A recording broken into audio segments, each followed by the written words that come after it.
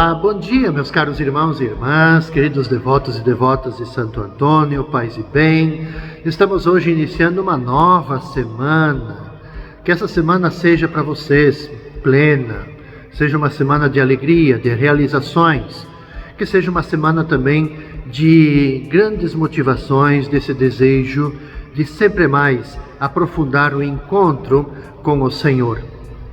Para isso que nós estamos oferecendo sempre, todos os dias, todas as semanas, uma reflexão, um itinerário de reflexões dos evangelhos diários.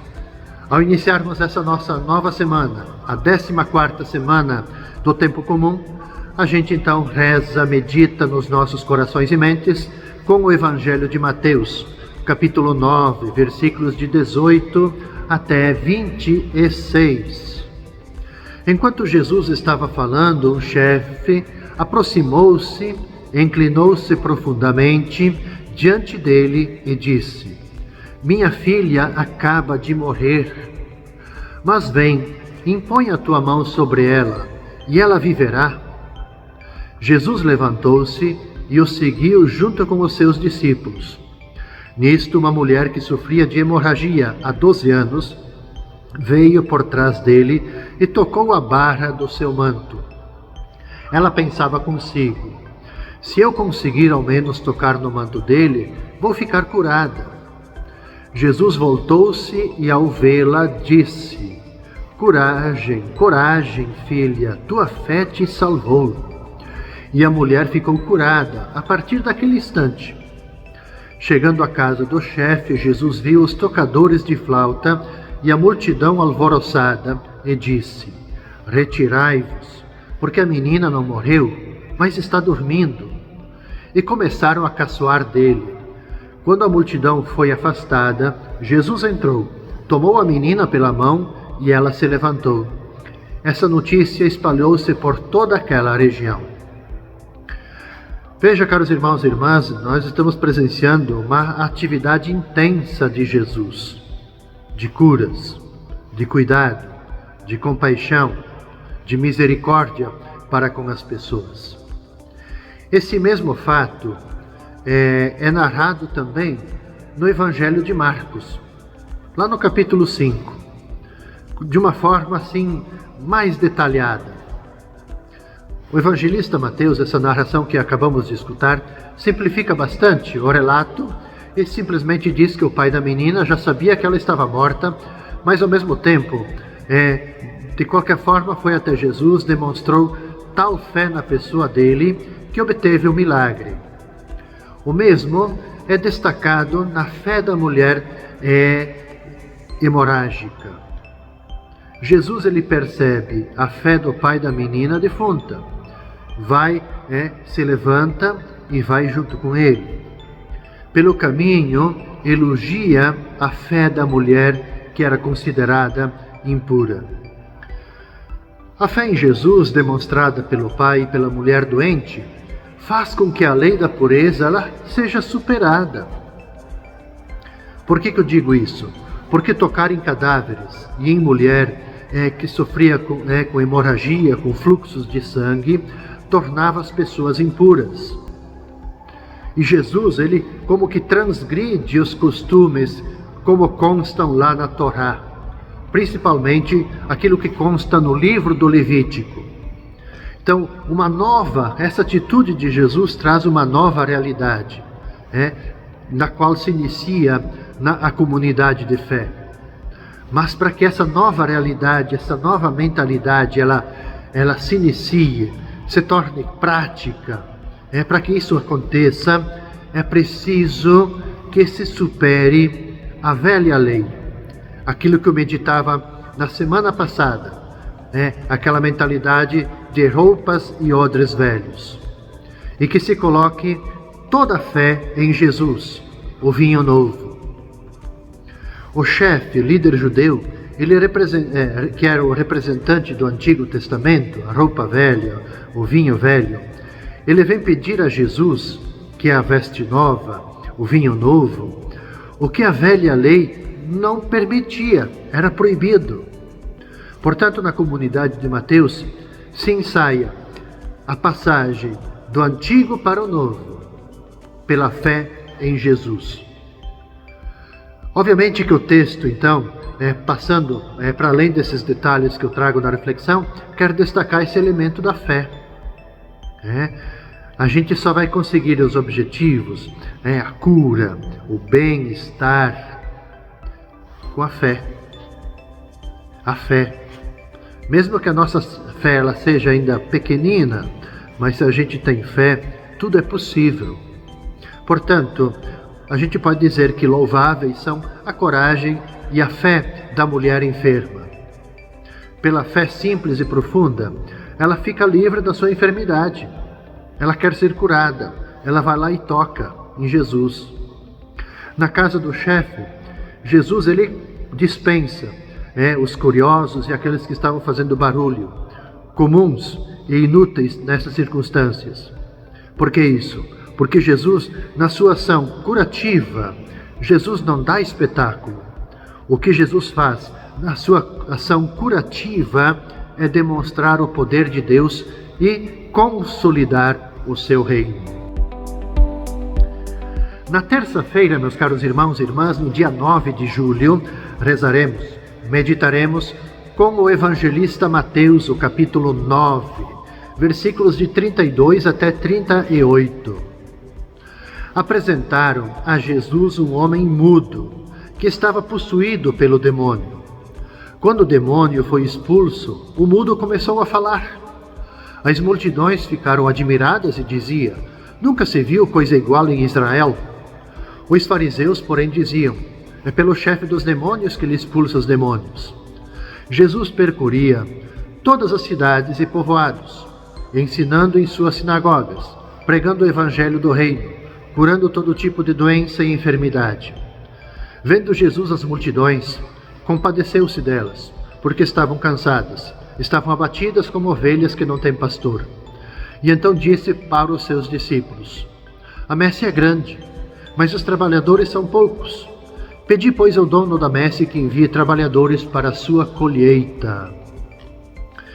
Normalmente, caros irmãos e irmãs, essa segunda parte do texto, ela é colocada sempre quando a gente celebra as vocações, mês vocacional, celebra a vocação, enfim, bodas de vocações religiosas, sacerdotais. É celebrar o dom da nossa vocação, pedir para que haja mais vocações.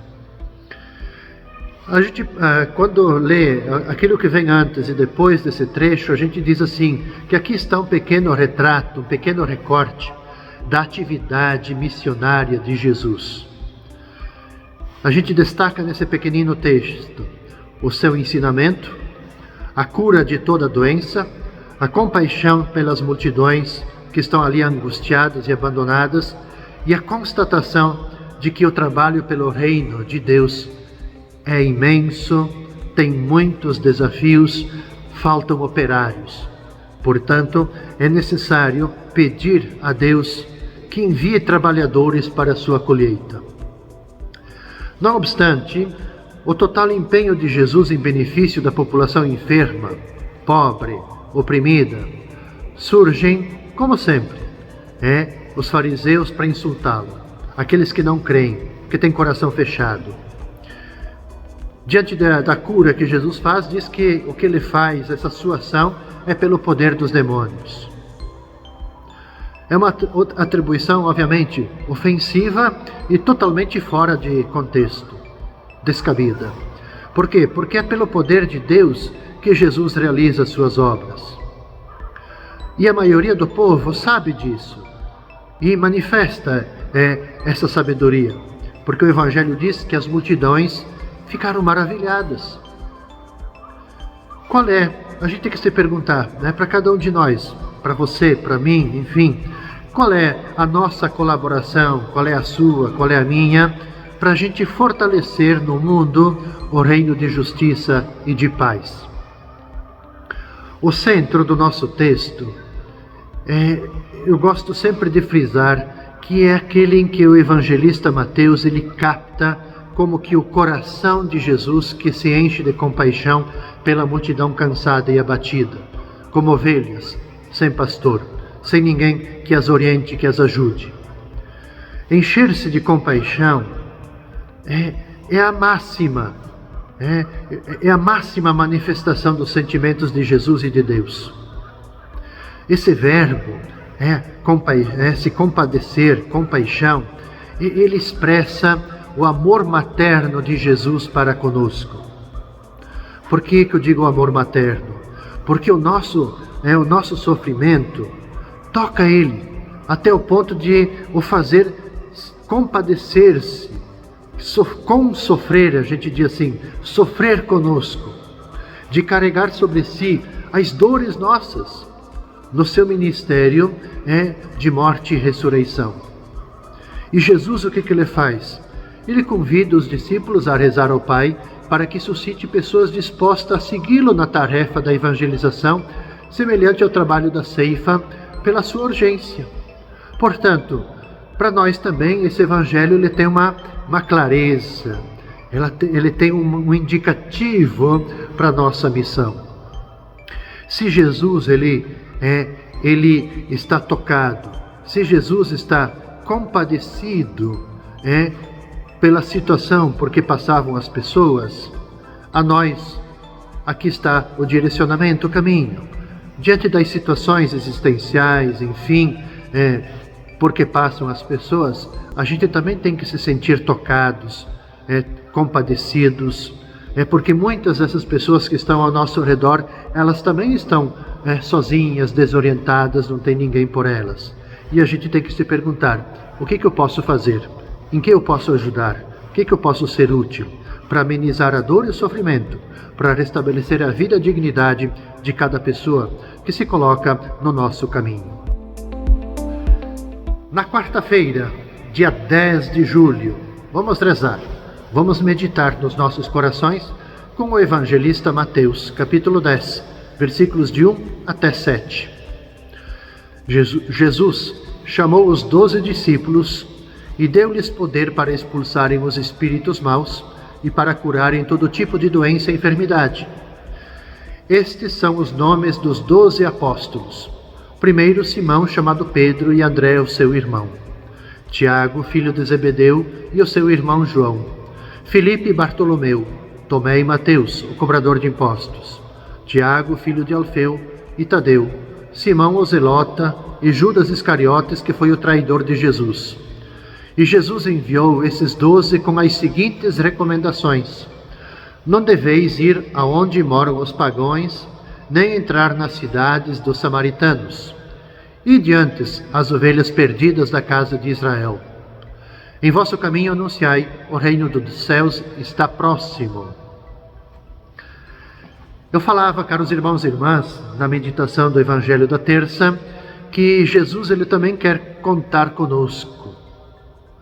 Quer contar conosco para dar continuidade à sua missão. O Evangelho desta quarta-feira, nós temos aqui o chamamento dos 12. A gente poderia tranquilamente colocar o nosso nome no lugar de um desses 12. Jesus chama cada um de nós pelo nome, para a gente ir às pessoas, para a gente expulsar os espíritos maus e curarem todo tipo de doença, curarmos todo tipo de doença e enfermidade, para anunciarmos que o reino dos céus está próximo.